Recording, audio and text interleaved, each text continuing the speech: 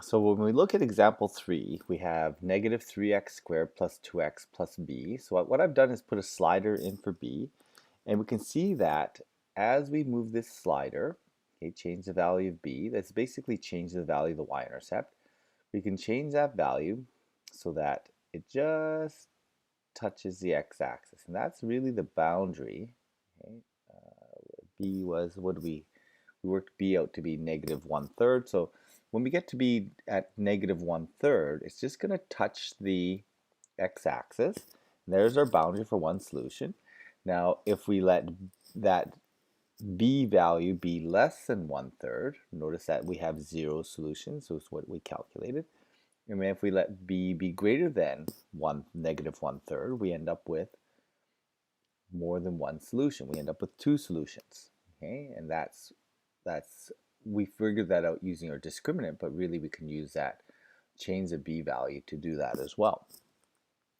For the last problem on that assignment, we want to know what b will give us: two solutions, one solution, or zero solutions when we had negative x squared plus, and I'm going to put the b over here, plus bx plus 5.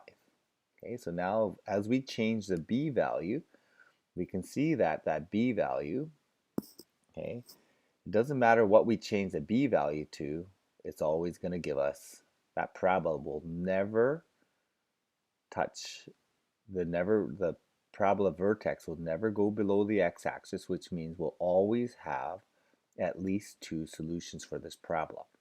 And one thing I want you to notice is that if you take a look at how that, and I'm just going to move this down a bit, this is an interesting thing, but I don't know if you guys can see it, but if you follow the vertex, that vertex seems to be tracing out a fairly recognizable pattern.